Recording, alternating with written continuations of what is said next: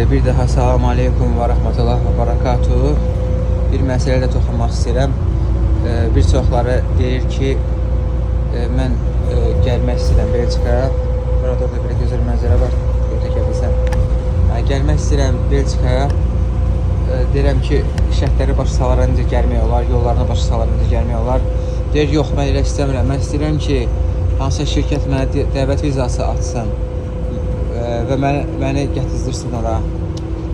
Fikirləşir ki, kimsə buna dəvət vizası açacaq, ona bilet alacaq, gələndə aeroportunu qarşılayacaq, nə bilim, qarşısına sonra yerə belə qırmızı xalça sərəcəklər, daroşka kimi gəlsin. Elə şey olmur.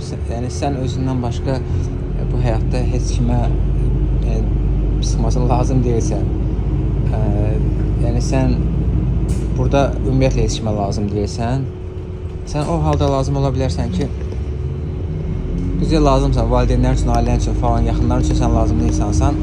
Ancaq iş barəsində mən deyirəm ki, iş barəsində sən heç kimə lazım deyilsən, özündən başqa. Yəni, o iş sənə lazımdır. Burada heç kim sənin işinə ehtiyac yoxdur. Düzdür, ola bilər, sən hansısa sahə üzrə mütəxəssissən, nə bilim, professorsan, alimsən, nə güclü proqramistsən. Onda sən CV göndərsən böyük şirkətlərə, onlar səni dəvət edər, sənə iş verər, sənə viza açar.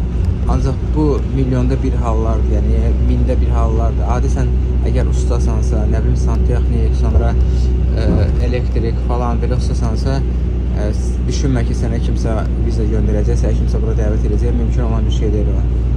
Çünki burada yetərincə santexniklər, elektriklər var, yəni iş axtaranlar çoxdur və dövlət istəyir ki, burada yaşayanlar özləri işləsinlər.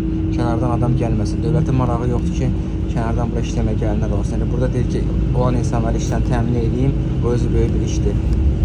Belə əməkəm olan